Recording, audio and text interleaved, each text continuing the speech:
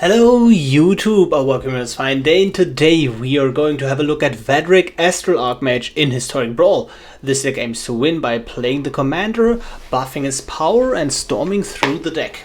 So Vadrik Astral Archmage has a bunch of decks, but the relevant one is that instant sorceries you cast cost X less to cast, where X is Vadrik's power. And then he can put counters on himself by, with a day and night cycle, but we're not looking to do that. We want to buff his power with things like Inordinate Rage, Invigorated Rampage, and so on and so forth. The requirement for these spells here is that they have to cost 1 mana or less if Vadrik is in play, and then buff the power by at least 3.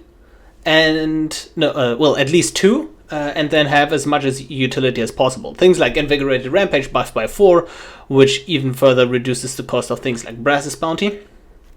Sudden Breakthrough only buffs by 2, so it's the weakest one here, but you also create a treasure, so it's effectively free. And then you have things like Blazing Crescendo that allow you to exile the top card of your library. So once we have Vadrik and at least 3 power or greater, all of these spells here, like Mystic Retrieval for example, cost only 1 mana. From there we can cast a Big Score, for example, that costs 1 mana but gives us 2 treasures, so now we are going up in mana. And then we can return the Big Score to our hand with spells like Shreds of Sanity and, Mystic Retrieval, and churn through our deck, storming through our deck. If we have a mana engine in play as well, something along the lines of Runaway Steam-Kin, Birgi, God of Storytelling, and Stormkill Artist, we generate even more and more mana. And then at the end of all of that, we get to go face. We have a couple of ways to give our commander haste in this case. For example, Mishra's Command does multiple things for this deck. You can buff Vadrik with Mishra's Command. You can just give haste. You can, loot your hand away, a bit of interaction, right? Or something along the lines of Reckless Charge also gives haste. And then we just swing face with a big Vadrik. So this is, I think, one of 3 classical Storm decks that are available in Historic Brawl. I mean, there are things like Maria, but those are like more artifact synergy-based decks. But I'm talking about the decks that just generate mana, and cast a couple of cool instant sorceries, draw a bunch of cards, get mana back, draw a bunch of cards, get mana back. And Vadrik is one of them. Then we have Kaikar, Wind's Fury, and we have Birgi, God of Storytelling. So this, card that we run in the 99 as a commander, that is also very possible. And among all of these, I ran a poll on my channel, which of these decks you guys would be more interested in. So Vadrik won that poll, but to be perfectly honest, in my opinion, he is probably the weakest Storm commander out of those 3. And you probably want to play Vadrik in a slightly different direction, where you cut all the buff spells and you go, you replace all those buff spells and all the copy spells for interaction, like lightning bolts and whatnot, and more general control elements. That way you still have the explosiveness a list like this provides, while also being able to play better without your commander. Because Vadrik's downside compared to Kaikar and Birgi is that you have a hard time playing your commander and winning in the same turn. So this is why we play things like an Offer You Can't Review, Slip Out the Back, Swan Song, Keep Safe, Memory Lapse, Negates. This is so we can play Vadrik with 1 or 2 mana up. If we have 2 mana up, that means we have 2 pieces of interaction up. And then go to our next turn, and then we win from there. So if you ever play against a Vadrik Astral Archmage, kill on sight. So don't let them untap with Vadrik. That is your goal. Then we also have some cards that I think are really, really good, but there was some discussion around them in the Vadrik channel on my Discord. Environmental Silences. Looks weird, but it's effectively 0 mana, grab a land from your deck to your hand. So, if you have this on turn 2, your deck doesn't really do anything the first couple of turns, so you can easily just spend the mana to cycle this for a land. But later on, what ends up happening is you have a free spell that increases your storm count for things like Mind's Desire, but also you have additional synergy with cards like Underworld Breach, where you have now an additional card in your graveyard for pretty much free, and you also have an additional card in your graveyard for Past in Flames, where you now flashback you play Environmental Silences for free, now you have one in your graveyard, and then you cast Environmental Silences for free, and now you are up 1 card. Yes, that is a land, but that is an additional card you can discard to your various discard effects like Pirate's Pillage. So that is the idea here. Introduction to Prophecy, also completely free. Wandering Archaic is here purely for the backside. Explore the Vastlands, also completely free with Vadrik in play. Tezzeret's Gambit, also completely free. We're never going to pay blue, we're always going to pay life with Tezzeret's Gambit. And then Pirate's Prize and anything that creates treasures also just, at least goes neutral in mana or goes up in mana depending on the card. So there is one notable exclusion from this deck, and I still haven't figured out if we want it or not, and that is Defense Grid. 2 mana artifact. Spells cost 3 more to cast if it's not the controller's turn or something like that. So effectively, if it's our turn, the opponent's spell costs 3 more to cast. If it's the opponent's turn, our spells cost 3 more to cast.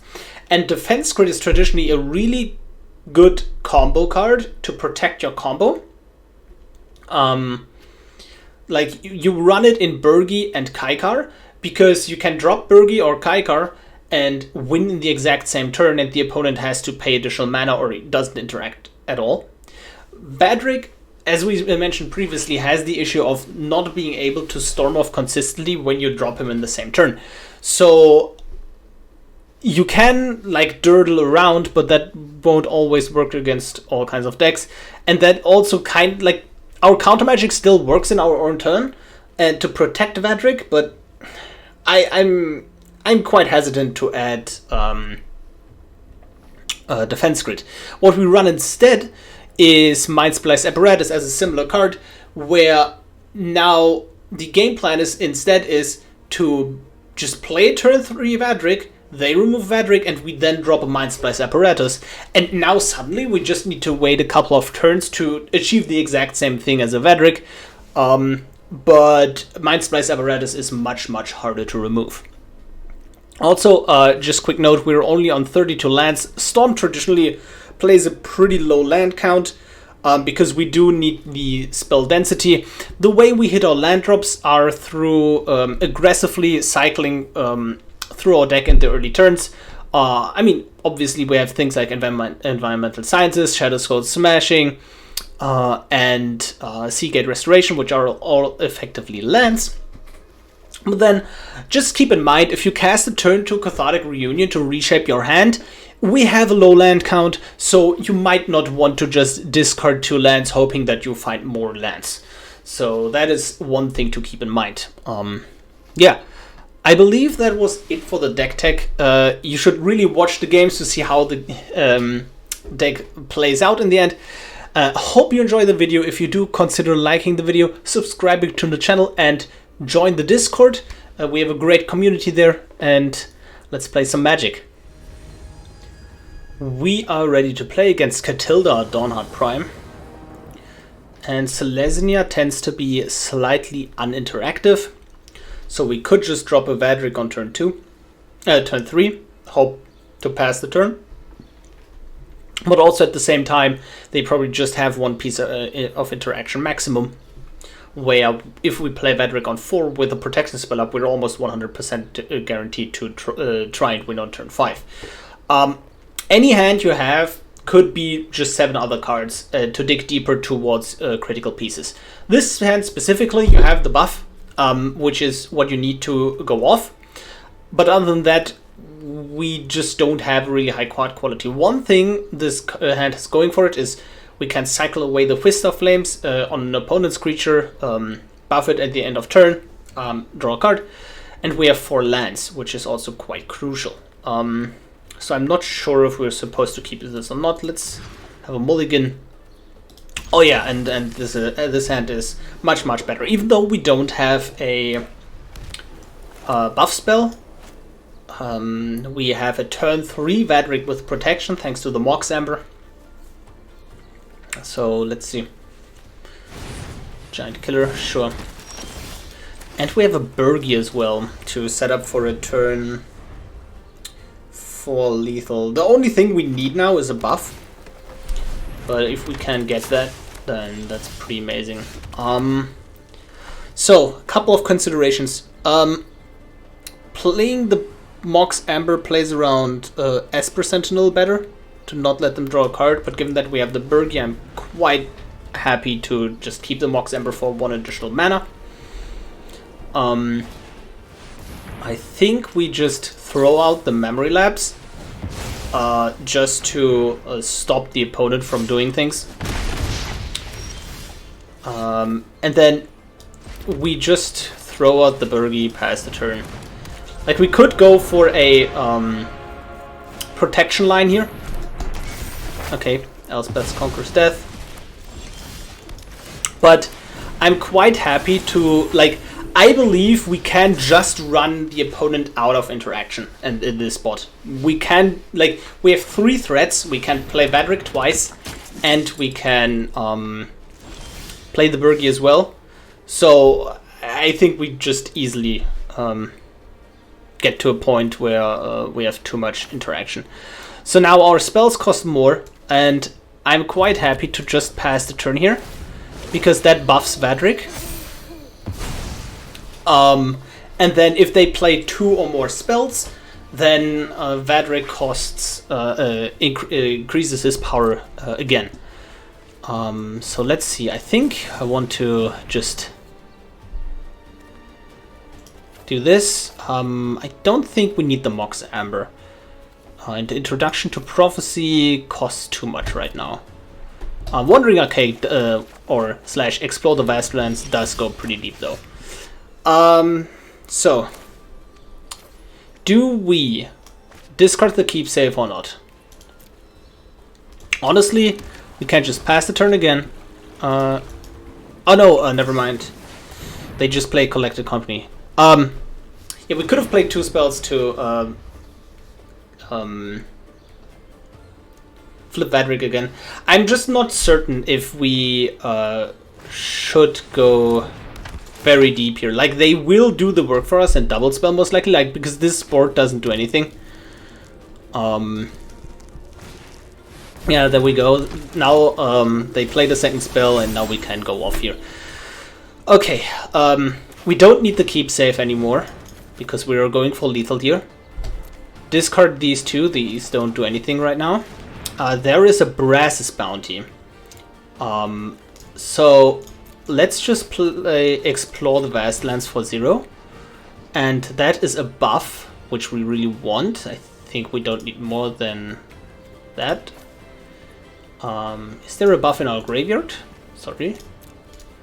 No, there is not, right? Yeah. Submit.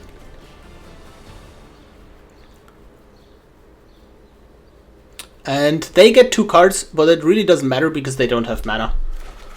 So now we buff. Underworld Breach is fantastic. Brass's Bounty. And then I think we can just discard our hand here with Change of Fortune, because I really want this Underworld Breach here. And that allows us to absolutely pop off. So we have absolutely nothing going on right now, but then suddenly Underworld Breach, and every card in our graveyard has Escape. which means we can just play cards from our graveyard now. They don't disappear. And we just start by going for a Change of Fortune. And Change of Fortune is really, really disgusting with Underworld Breach because it remembers how many cards you've discarded this game. And now we just draw a ton of cards, right? Introduction to Prophecy, sure, that's free. I mean, it just doesn't matter really. And now we just Change of Fortune again. To get rid of the lands first. And now we should just draw a really decent amount of cards here. And from there on out, just play land, play Mox Amber, and then we probably in this spot would have played a, where is it? I just saw it. Yeah, there it is, Fist of Flame. We've drawn a couple of cards this turn. Buff Vadrik, give Trample, kill the opponent, GG. We are ready to play against Chandra Dress to Kill, which should be a really bad matchup for us. We are on the play though, and we have a Mana Rock, so we're going to keep. The reason why this is a bad matchup is because Mono Red is really aggressive, so they can pressure us and force us to play out our cards really fast, and also have a lot of burn spells to deal with our commander. So the best draw in this spot would be a protection spell for Vadrik. So let's have a look. Arcane Signet buffs Monastery Swift Spear, and then they swing in. I assume they hold up a burn spell. Yep. The way we play this out is just be extremely patient. I don't think we are going to need this March of Reckless Joy. I'm just thinking, if we want a big score discarding March of Reckless Joy, maybe just discarding Introduction to Prophecy. Prophecy is better in Storm turns. March of Reckless Joy is better in setup turns, and I think we are going to have an additional setup turn in between. The thing is, we definitely want to play the Cold Steel Heart, and then we are probably going to March of X equals 2 on March of... yeah. So let's just pass the turn, discarding Introduction or March. Take the 2 for one of the better Storm cards. We could also just YOLO and discard the Invigorated Rampage. Although in this kind of spot, I think we discard Cold Steel Heart. They are tapped out, and this is our only chance we get for the rest of the game, probably. So let's do this. Vadrik, Invigorated Rampage, and we really need to find something, honestly. Like 3 lands is really not ideal. Going down 1 mana is not what we want to see in this spot, but I think it has to be done. Let's discard an island. We usually need more red than blue mana. Oh, what do we have in graveyard? Oh, that's a big score, right? We're 1 mana off, which is kind of unfortunate. But we have to go up in mana, so exile big score. We don't need a Titan Strength, but also we don't need a second land, so let's discard the land. Okay. Shattered Thoughts. Oh, that's a protection spell for our commander. We could also just go... we're 1 mana off of Repeated Reverberation on Seize the Spoils. I think I quite like the Memory Lapse here to protect our commander. And then we just play land, and whichever one of these we just pick. I think the Salanti Vision, just digging deeper, is pretty important. And pass the turn. And depending on what the opponent does, we are playing Vision now or in our next turn. Although I strongly assume that, yeah, there it is. We have to lapse.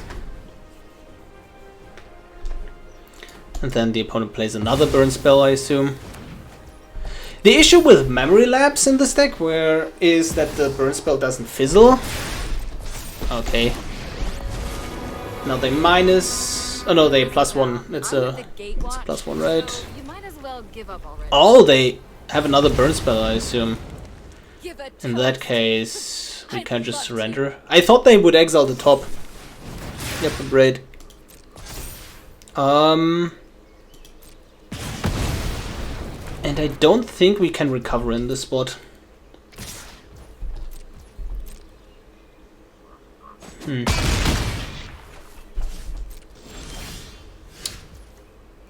Yeah, we're just 1 mana off, actually, of doing something. Yeah, we're 1 mana off, because we could Vadrik, buff, and then that flashes back, seize the spoils to get 1 additional mana, then maybe repeated reverberation to copy a spell. But we're just dead. So, GG. Although I guess Vadrik, buff Vadrik and then Salandi Vision, but if we're on 0, we could have gotten Mox Amber. Yeah, there was a world where we won, so we should have played it out, but GG. We are ready to play against Bruvak, the Grandiloquent. So, against counterspell matchups, we need to be patient and then try to win in 1 turn. Like, just overwhelm them with 2-for-1s. I quite like this hand, based on the fact that we have another mana engine here in Runaway Steam-Kin. So, let's just pass the turn. And they're going to expect a threat on turn 3 here, so I assume they just tap out. Okay, it's Persistent Petitioners. Against Petitioners, since they're quite a linear deck, we just play linear as well. Okay, Cavanet's Monument, sure. That's totally fine. Swinging for 1, they're never going to win this game based on damage, I think. So, I mean, it doesn't really matter if the Steam-Kin is tapped or untapped. And then we try to go for lethal next turn. I think there is a completely deterministic line with Pact of Negation backup. Yeah, this is 100% deterministic lethal if we get to untapped. Yep. So our line is Strike it Rich to get additional mana. Because Strike it Rich effectively gives us 1 mana. Thanks to the Runaway Steam-Kin. Strike it Rich is also just a good setup card where we just play it on turn 1, play it on turn 3, and then go into turn 4 with 6 mana. Yeah. And they mill 20, and I don't think it matters what they mill, because either they mill the Past in Flames, or we tutor for it. Okay, let's play somewhat quickly. Yep, there we go. Buff the power. And it just doesn't matter. Steam-Kin, flashback, Strike it Rich. And then there is, yeah, we just invert invent, search 2 cards. One of them would have been Past in Flames, but Past in Flames is already here. And then the other one is going to be, oh, that card is also in the graveyard already. Okay, yeah, that makes everything super easy. So Mystic's Mastery and where is it? That also in the grave. Everything is in the graveyard that I want. I mean, I'm not complaining. It's great, but yeah. Windfall, go neutral mana. Yep. Then that means we go up. Play Environmental Sciences for free. It really doesn't matter what we pick here in this spot. And we can, like, the line would have been Past in Flames and Brass's Bounty, but Brass's Bounty is already in the graveyard. It's somewhere around somewhere. So let's just get Sun Breakthrough out of the way. Shreds of Sanity allows us to return 2, which is pretty great. Did I miscount? Wait! Oh no, I picked... It's sorcery at instant from a Verdant Vent. My bad. So I couldn't actually cast it the way I wanted to. Anyways, pick Verdant Vent. Pick... No, there it is. Ah, yes!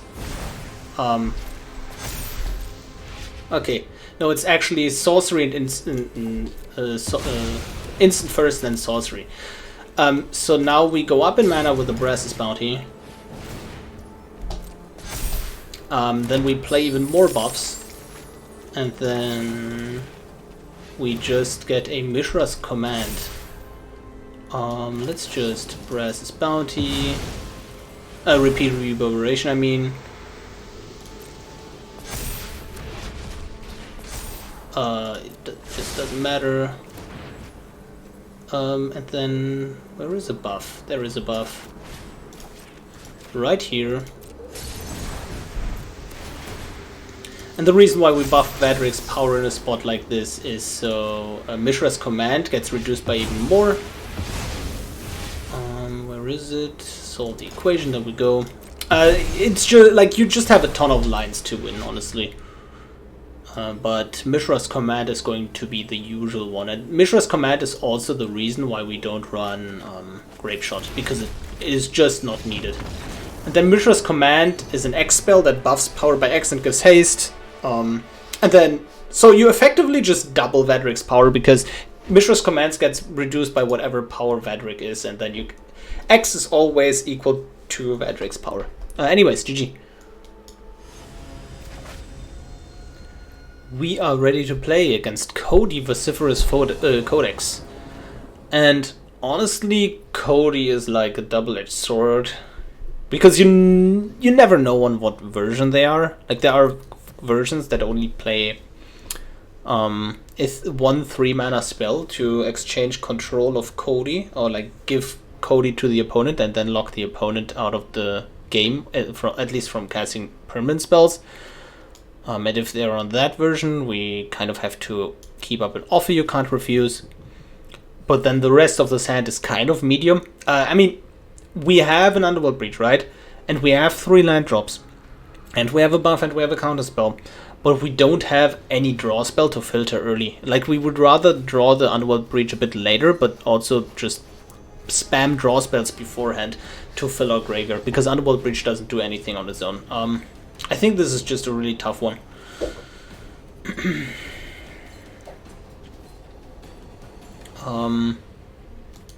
I guess just like 3 lands counterspell is hard to say no to if we don't know what the opponent is playing.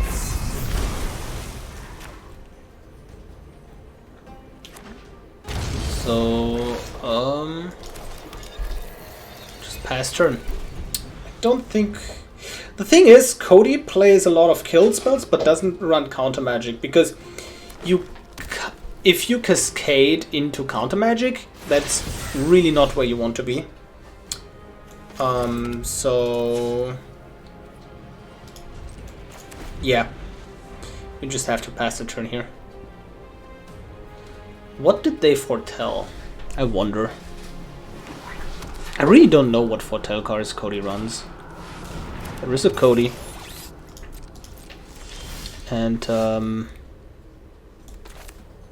I think we just have to maybe play Birgi. We could also just aim for the Birgi backside. But I quite just like playing frontside that allows us to play Vadrik next turn. With 1 additional mana. But we really need a draw spell though. Like, that is 100% the issue. So they cascade into something. So they aim a kill spell at Birgi.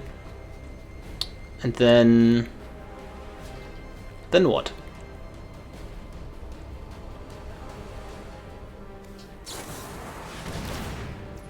Let's see what they cascade into first. That's a think twice. Sacrifices a creature or planeswalker. Oh, this is so rough. Because we don't... If we just offer you can't refuse, then they just have 4 mana again, can kill Birgi, then we play Vadrik, and then Vadrik dies again. But at the same time, it's not going to get better. If we get a draw spell off the top, I think there is a chance that we can just have lethal next turn. So let's see. Yeah, just another kill spell. And I don't think there was anything we could have done to prevent that, really.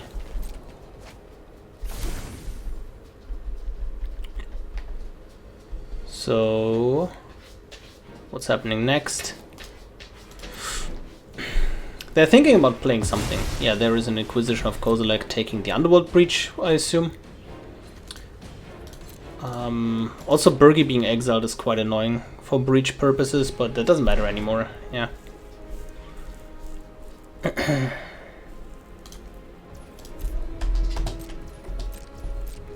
Oh, I really don't want to buff this. Thank you. So let's just Vadrik pass turn. We should have played the island to at least let the opponent guess what we're up to. But like at that point, we just need to hope that they run out of removal, which, you know, against the Cody deck, that's just not going to happen. I mean, Cody is not a strong deck, but if you are relying on playing a card and then passing the turn, you're kind of in trouble. Yep, taking a repeated reverberation. Think twice again, drawing an additional card. Oh, that's pretty good, honestly. Let's just play that. X equals 4 to make a land drop, hopefully. Oh wow, that's really bad for us. Land drop, and then next turn we play Pieces of the Puzzle and go up in cards. Yeah, like what I play, like against the donate version, I think my keep was totally fine. Against the control version, I would have just snap mulled the first hand away to just look for 2-for-1s. Go for and just like play draw spells, play this extremely slow game because they just have very little ways of interacting with us. But that's Cody and the first Sliver are 2 decks in the format where you really don't know what you're up against until they play a couple of cards. Because they are usually built in different ways by the community. I am going to Titan Strength, the Codeine response, to get this Scry. Don't think we need a buff right now, we just need draw power. And then they see the island, get an extra turn, and it is really bad for us. It is really bad, but it's not over. Oh, it's really bad and probably over. Colligan's Command forces us to discard this island, which is an issue. And they also brought back the extra turn. Wait, when did that happen? Oh yeah, with the Experimental Overload, true. So we are just dead. Because we play Vadrik, they just attack us twice, remove. We have to pay 2 life here, and they're dealing exactly 18 damage. Is there a way to stop this? No. GG. We are ready to play against Liliana, Dreadhorde General. And this is similar to the Cody matchup previously, but as opposed to the Cody matchup, we now know what's coming, so we can prepare for it. We want to aim to win in one single explosive turn, and the way we achieve that is by just keeping card draw. May not look like it, but this hand does have a ton of card draw, because what we're aiming to do is play a turn 2 dual strike,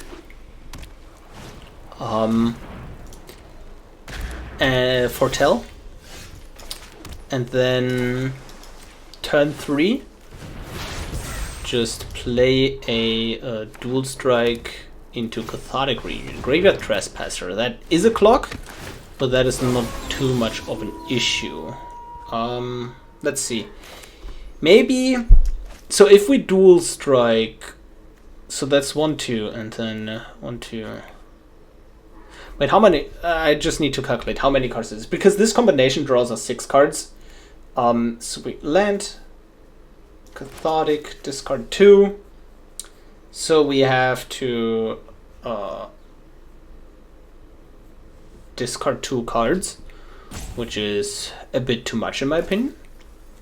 I think we can also just copy mana later on. I quite like to just maybe discard 2 cards here, draw a bit, and then just play land.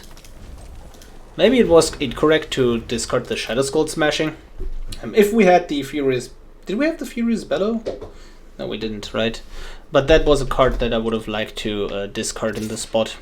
Because we don't need the buffs right now. We just need them later. They slowly eat away at our graveyard. They should take card draw like Cathartic Reunion though. Which is an issue in the long run, but it's not too bad. So we are going to pass the turn, Scattered Thoughts, and then dual strike Pirate's Pillage for mana. Oh no, maybe forgot about the day and night cycle on Graveyard Trespasser. It's not a card you see in Historic Brawl too often, but the standard players will that are watching are probably like, oh, you let the Graveyard Trespasser flip, what a noob. No, it's just not a card you see often at all in Historic Brawl. Liliana, Death's Majesty.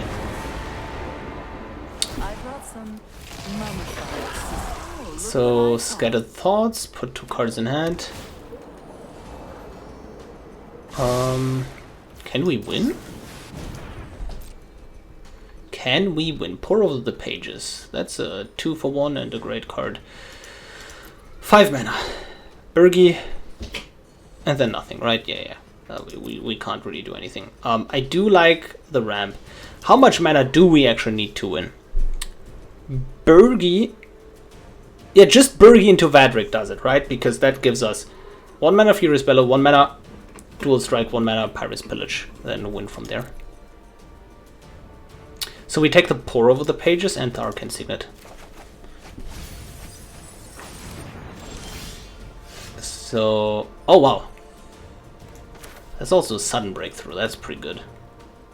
So we go land, Arcane Signet, and then aim to win next turn with Pact of Negation backup.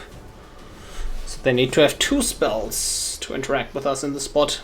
And if they're greedy, we have a chance. File of Flash. This is fun.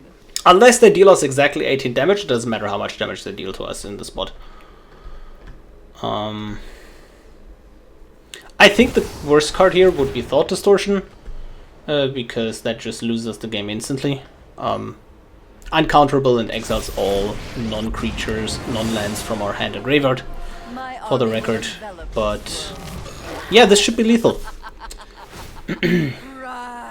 Very easily so. So Birgi, Vadrik, Furious Bellow, buff Vadrik's power. We don't need the Pact of Negation anymore, so we are going to discard that. Dual Strike, Pirate's Pillage, create 2 treasures. Copy Pirate's Pillage, create even more treasures. Should have held priority there, but I think it's fine. Refuse to Cooperate, by the way, is a card that we just play in order to let me think about this. Refuse to Cooperate is a card we purely play in order to discard it. I think we want the Valakut Awakening. So, Tezzret's Gambit, pay life, that goes up in mana. Draw 2, that's fine. Submit 0. And I don't think we copied this yet.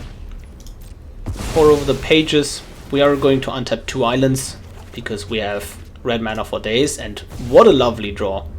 Honestly, what a lovely draw.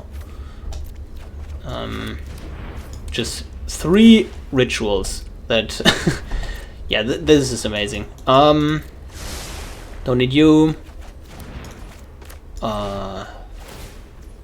Yep. So now it's stopping every time because it asks us if we want to use Cooperate. So yep, we have to click Resolve All every time there. And that should be the game. The opponent also gets to make a choice, but again, it just doesn't matter. We have a ton of mana available. So now solve the equation, and like the shortest line to victory here is like we can't just have a Mind's Desire turn, Expansion Explosion. Just let's do Expansion Explosion. That card is pretty fun to cast. Yep. Strike it rich, flash that back. Yep, that happens. Buff again. We just need a bunch of power here, honestly. Let's cast a Valakut Awakening. Get rid of all of these cards. Get a fresh 7. Oh, there is a Mind's Desire. That's pretty cool. But we can also just draw a ton of cards. Yeah, let's just Mind's Desire. Yep. Resolve. And this is a Mind's Desire for Storm 16. Like, at any point we could have also just done this. By the way, I'm mostly doing the Mind's Desire to show you a trick. If you hold a card in your hand, look at how fast it's going. And if I have no card on my cursor, you see how slow it is going. Hold it again. And it's speeding up. This is how you play with the clock as well. So, yeah. That is a pretty important thing to know for Storm decks, honestly. And how to reduce time. Baras's Bounty. And then what we're going to do is just Increasing Vengeance, copy the Baras's Bounty. Couple times. And then, where is it? How much power? It should be enough for 28, right? I think it does. Let the opponent draw. Yep, it is enough for 28. And that is the game. Yep, and that goes to show in matchups where you expect your commander to remove quite a bit, you just search for card draw. And card draw, set up your big turn with things like big score to get ahead on mana, and then dump it all out in one turn. And I mean, this was a pretty good hand to do that, because a Birgi also just gives us so much more explosiveness. But that is generally how you want to play it out. And in these kinds of spots, Defense Grid would be amazing, right? But there are also just other spots where Defense Grid is completely useless. And honestly, these kinds of cards that are sometimes useless and sometimes really, really good usually shine in this deck, where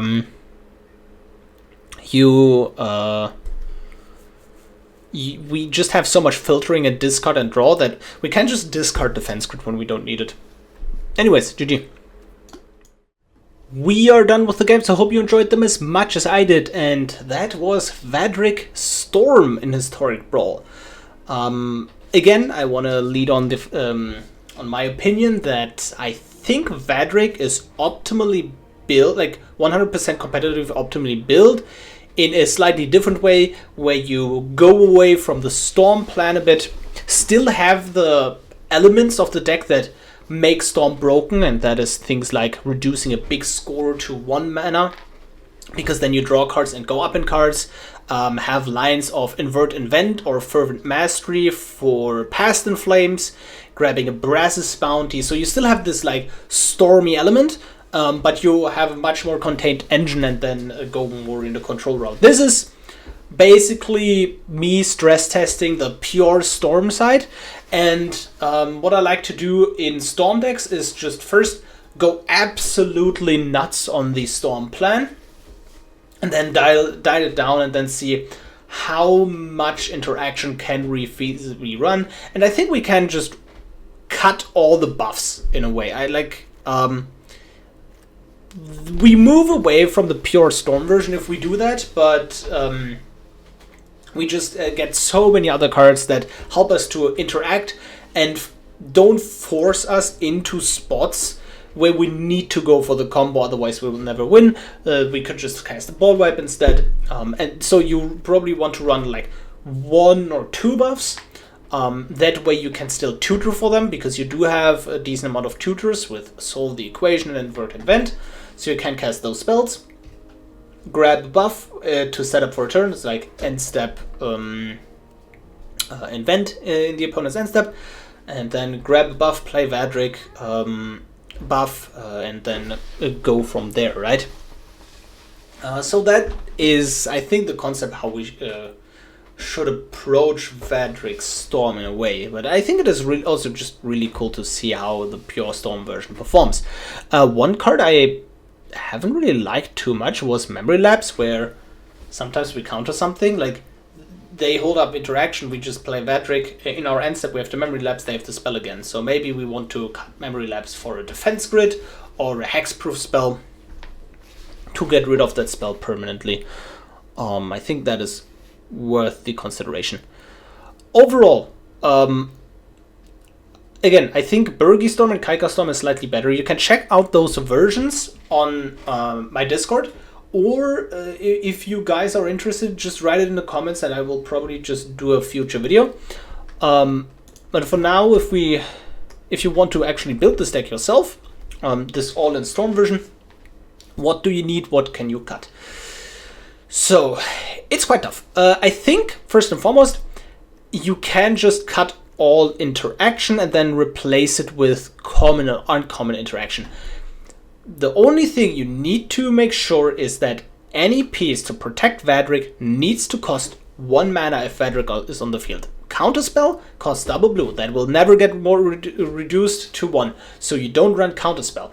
But what you can run is something like a Hexproof. 1 or 2 mana, give Vadrik Hexproof. That is amazing. That only costs 1 mana if Vadrik is on the field, because Vadrik has 1 power and already reduces the cost. Then you want everything that's free, like Tezrit's Gambit and Wandering Archaic are really, really good for the deck. You don't need the win conditions so much, like Mind's Desire you don't need, Expansion Explosion you don't need. Anything that gives you mana though, great. Steam-Kin's amazing, Birgi's amazing, right? Mizzix's Mastery doesn't look like it, but it also kind of gives you mana because you're usually flashbacking a treasure spell with it. Brass's Bounty also gives you mana, goes up in mana, is quite nice. And you want your big engines, like Underworld Breach is a card you really want, and then Past in Flames. Especially Past in Flames combined with things like Fervent Mastery is absolutely insane. Like Fervent Mastery is only good in the deck if you have Past in Flames. There are lines that work without Past in Flames, but for the most part, one of the cards you grab is Past in Flames, and then it just doesn't matter what you discard, because even if one of the cards you discard is your Past in Flames, you can flash back Past in Flames, and then you have access to every card you tutored for, and that usually should give you the win, because one of those cards is Brass's Bounty. You then activate Past in Flames, you have a buff in your graveyard, because you most likely buffed Vadrik that turn, flashback the buff, flashback Brass's Bounty, and then one of the cards could be a Mind's Desire, and then you storm through your deck, right? So that is a very basic pile with Fervent Mastery, but that only works if you have a Past in Flames in your deck. Mana base, you don't need the utility lands. so just cut those for basics. You quite like color fixing, especially in this deck where you cannot really use colorless mana at all, which is why we don't even play something like a Mindstone. So just having the wrong, like if you are sitting on 2 blue and a red, that is just so much worse than sitting on blue, a hybrid, and a red land. Because like there are turns where you just need your double blue, like Pour of the Pages, and there are spots where you need your double red to cast something like a Repeated Reverberation or an Unexpected Windfall. And you really need the duels to have that flexibility. Just one duel, having one duel in your Storm turn up, and then tapping that last for the flexibility is massive. So you really like your dual lands. And honestly, in most decks you can't really get away with playing too many tap lands, but in this deck you kind of can. You can just run a bunch of tap lands, because on turn 1 and 2 you're not doing too much. So just run a bunch of tap lands. And I believe that is it. Also, again, Mindsplice Apparatus is the backup plan here. Sad that we can't tutor for it, really. Well, there are tutors that we could play, but those are probably a bit too expensive. Although, yeah, again, Mindsplice Apparatus is a solid backup plan. If you have one, put it into the deck. It's pretty decent. Anyways, that is it for today's video. Hope you enjoyed Vadrik, Astral, Archmage. Remember, if you want to see Birgi Storm and Kaika Storm, comment, and I will see what I can do. And I will also see you in the next video. Goodbye.